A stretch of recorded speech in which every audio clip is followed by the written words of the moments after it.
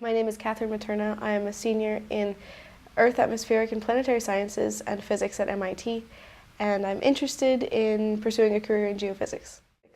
Geophysicists study a whole range of topics related to the physical processes that are taking place on the Earth, whether it's mantle convection or the magnetic field in the center of the Earth, even planetary physics, studying what goes on Saturn or the moons of Jupiter or Mars, plate tectonics and earthquakes and volcanoes. These are all under the umbrella of geophysics. For my current UROP, I'm working with Professor Tom Herring on a project that analyzes atmospheric delay in GPS signals. These are the way that GPS signals coming through the atmosphere are slowed down by the presence of the atmosphere. And in order to obtain highly accurate millimeter-level GPS measurements, it's important to model this delay as accurately as possible. The atmosphere, as we know from seeing quickly changing weather patterns, the atmosphere is extremely dynamic and it changes on fast timescales, and it interacts with the topography of the Earth, and it's fairly complicated. So we're looking for ways to resolve some of these complications and hopefully improve the accuracy of certain GPS measurements.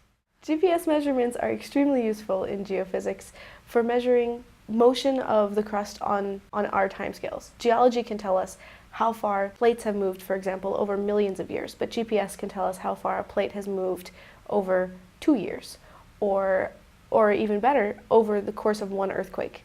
Where has the motion occurred? How far has it propagated away from the source, the epicenter of the earthquake? We use it for a lot of other things as well, including subsidence, measuring the subsidence of the Earth as water is pulled out of an aquifer, for example, can be done using GPS, and using INSAR as another technique in geophysics. Every year this department runs a trip to Yellowstone National Park. We bring a number of freshmen, or it's in August, so they're pre-freshmen. It's right before they come to MIT. And the goal is to introduce them to some of the really cool things in geology. Yellowstone has geysers, of course, but it also has evidence of massive scale eruptions.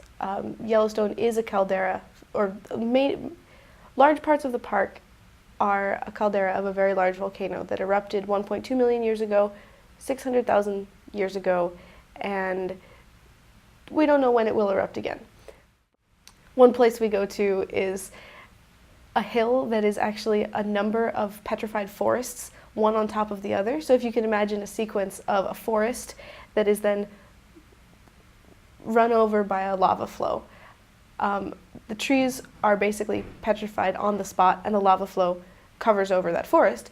300 years later, another forest has grown, and then there's another eruption that covers over and does the exact same thing. And there's a hill that we climb. It's probably the hardest hike of our trip, where we go all the way up to the top, and near the top you can see some of the most recent petrified trees, including stumps, roots, everything turned into rock. And studies on that hill have actually shown that there's 40 to 50 individual forests inside of this hill, each one the result of a separate small to medium-sized eruption.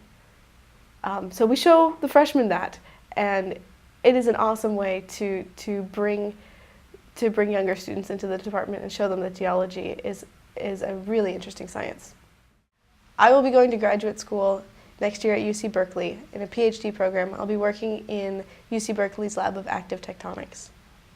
And I will be most likely working on a project that looks at, well, no, I don't know what I'll be working on, but most likely I'll be working on a project that uses either GPS or INSAR to analyze the active tectonic processes going on in the Earth, potentially in California, where UC Berkeley sort of specializes.